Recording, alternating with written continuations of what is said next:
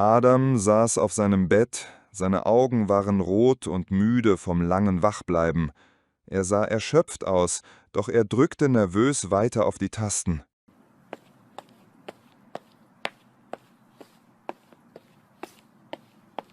Adam, es ist schon 1 nach Mitternacht. Spielst du immer noch Roblox? Ja, Mama, nur noch ein bisschen.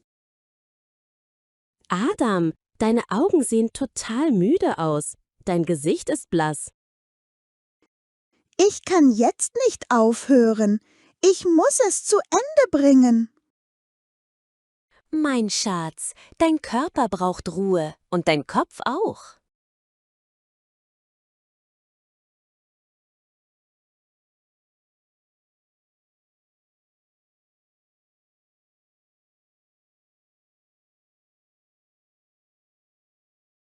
Adam, macht es dich wirklich glücklich, die ganze Zeit zu spielen? Ich bin glücklich, wenn ich spiele, aber danach bin ich gelangweilt. Ich kenne das Gefühl. Früher bin ich in Geschichten geflüchtet, um die Schule zu vergessen. Das Spiel gibt mir das Gefühl, klug zu sein. Und du bist wirklich klug, auch ohne das Spiel.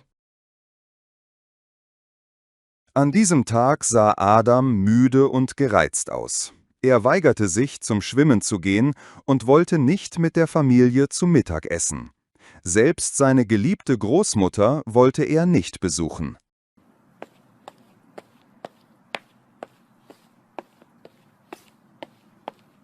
Adam, warum bist du heute nicht zum Schwimmen gegangen? Ich will nicht. Ich bin beschäftigt. Womit beschäftigt? Du warst den ganzen Tag am Tablet. Ich mag Schwimmen nicht mehr.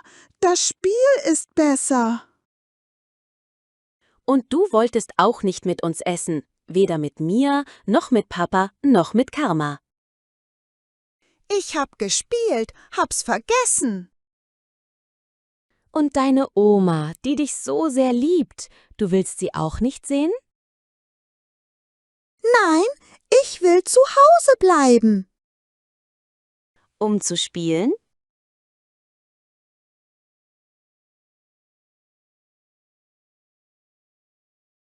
Eines Nachts fiel plötzlich das Internet im Haus aus. Nein, nicht jetzt. Ich war fast im letzten Level. Adam, was ist los?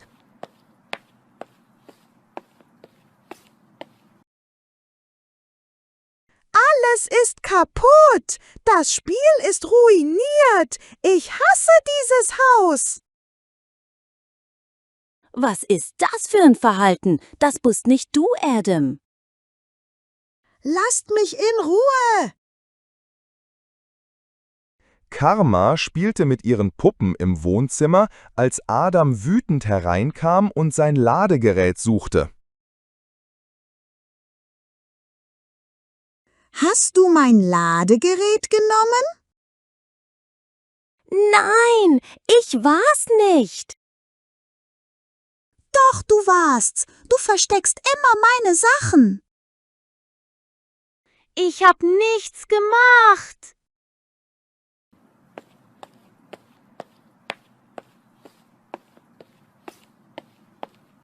Adam, wie kannst du so mit deiner Schwester reden? Alles macht mich wütend.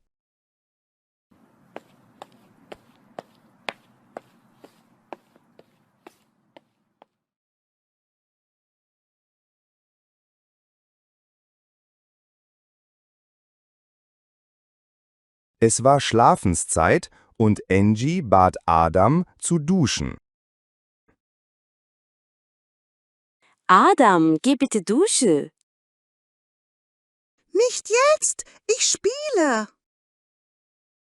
Ich hab gesagt, deine Zeit ist um. Geh. Ich dusche nicht. Das Spiel ist wichtiger. echte Sucht. Adam saß auf dem Bett, starrte auf den Bildschirm, ohne zu blinzeln. Wenn ich jetzt verliere, ist alles, was ich geschafft habe, weg. Adam, du siehst total angespannt und müde aus.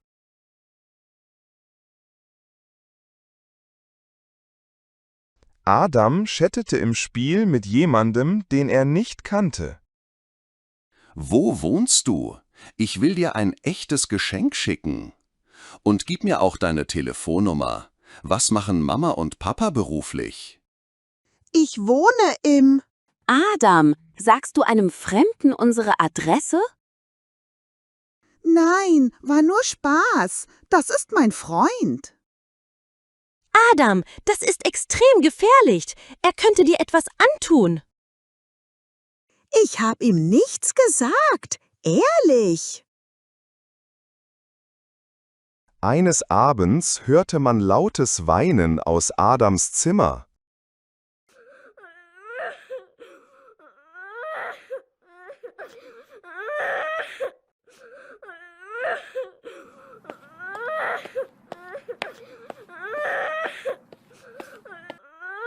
Adam, was ist los? Warum weinst du so? Jemand hat meinen Account gehackt. Ich habe 500 € aufgeladen. Alles ist weg. Mein Schatz, ich bin da. Wir finden eine Lösung. Ich fühle mich so dumm. Ich habe mein Geld für ein Spiel verschwendet. Du bist nicht dumm, Adam. Du hast nur eine wichtige Lektion gelernt.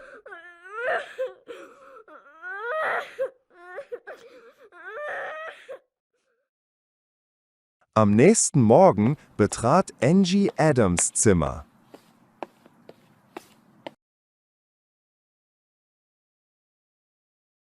Adam, wir müssen reden. Was ist los? Ich sehe, dass du deine Zeit und dich selbst nicht mehr im Griff hast. Aber ich spiele doch nur. Spielen und Erschöpfung, Weinen, Streit mit deiner Schwester, Albträume, Gefahr durch Fremde? Es tut mir leid, Adam. Ich nehme dir das Tablet erst einmal weg, bis wir lernen, wieder richtig zu leben. Kaum hatte Angie das Tablet aus Adams Händen genommen, geschah etwas Unerwartetes.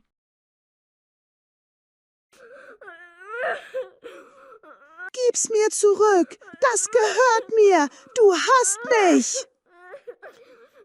Adam, du musst dich beruhigen. Ich nehme es dir nicht. Ihr seid alle gegen mich. Ich will hier nicht mehr wohnen.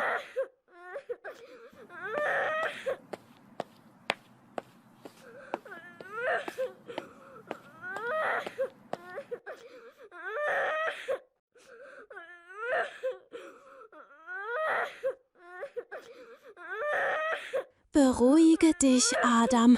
Du tust dir selbst weh. Ich kann nicht. Ich kann nicht ohne das Spiel leben. Ich bin bei dir, Adam. Aber das, was mit dir passiert, nennt man Sucht. Und wir müssen da gemeinsam raus. Ich weiß nicht, wie ich ohne leben soll. Wir werden es zusammen lernen, Schritt für Schritt.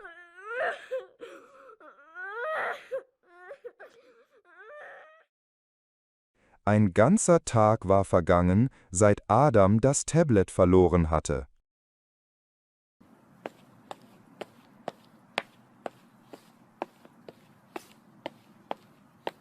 Adam, ich habe dir dein Lieblingsessen gemacht. Magst du was essen? Ich will nichts. Gib mir das Tablet zurück. Nur vorübergehend, damit wir unser Leben zurückbekommen. Ich schaff das nicht. Mama, gib es mir zurück.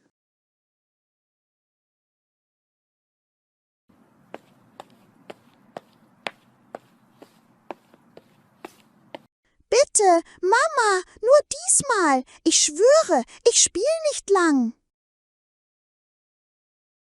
Adam, so lösen wir nichts. Wir machen es nur schlimmer. Ich hasse dich. Angie sagte nichts, eine Träne in ihren Augen, doch sie blieb ruhig. Ich liebe dich, Adam, auch wenn du das gerade nicht siehst. Sie ließ ihn in Ruhe und setzte sich still neben ihn. Ihr ruhiges Dasein war genug. 3 Tage waren vergangen, seit Adam das Tablet nicht mehr hatte. Das Haus war ruhig, aber keine angenehme Ruhe. Ist Adam aus dem Zimmer gekommen? Nein, er schläft die ganze Zeit oder weint unter der Decke. Angie öffnete vorsichtig die Tür und sah ihn unter der Decke, regungslos. Das Tablett vom Vortag unberührt. Das Essen war nicht angerührt. Adam, willst du reden? Keine Antwort, nur ein schweres Atmen und ein leises Schluchzen. Sie setzte sich an den Bettrand und strich ihm sanft über die Decke. Ich weiß, dass es schwer ist, aber ich bin für dich da. Ich fühle mich leer. Ich weiß nicht, was ich ohne sie machen soll. Wir werden gemeinsam lernen, diese Leere mit echten Dingen zu füllen. An einem sonnigen Morgen zog Angie ruhig die Vorhänge in Adams Zimmer auf. Adam lag noch im Bett, aber diesmal nicht unter der Decke versteckt. Guten Morgen, Adam. Heute ist ein schöner Tag. Guten Morgen. Ich dachte, wir könnten nach dem Frühstück einen kleinen Spaziergang machen. Willst du mitkommen? Adam zögerte kurz. Dann nickte er still. Er setzte sich zum ersten Mal seit Tagen an den Tisch. Er aß nicht viel, aber ein paar Bissen Ei und etwas Brot.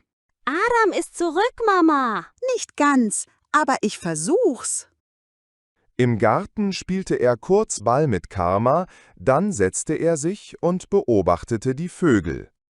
An diesem Abend bat er seine Mutter, ihm wie früher eine Gute-Nacht-Geschichte zu erzählen. Mama, Ja, mein Schatz. darf ich wieder Roblox spielen, aber erst nach den Hausaufgaben? Wenn du zeigst, dass du deine Zeit gut einteilen kannst. Auf jeden Fall. Ich werde es versuchen. Angie und Adam saßen an einem kleinen Tisch im Wohnzimmer. Vor ihnen lagen ein buntes Heft und Stifte. Also, Adam, lass uns deinen neuen Tagesplan zusammengestalten. Darf ich die Farbe für den Plan aussuchen? Natürlich, aber unter einer Bedingung. Dass ich mich dran halte? Ganz genau. Adam schrieb mit kindlicher Schrift einen einfachen Plan wie Zeit, Prozess, Aktivität. 7 Uhr, Aufstehen und Gesicht waschen. 7:30 Frühstück mit der Familie. 8 bis 12 Uhr, Schule oder Lernen. 12:30 bis 13 Uhr, Mittagessen. 13:30 bis 14:30 Ruhezeit oder Geschichte lesen. 15 bis 16 Uhr, Schwimmtraining. 16:30 bis 17 Uhr, Zeit mit Karma oder Oma. 17 bis 18 Uhr, eine halbe Stunde digitales Spielen.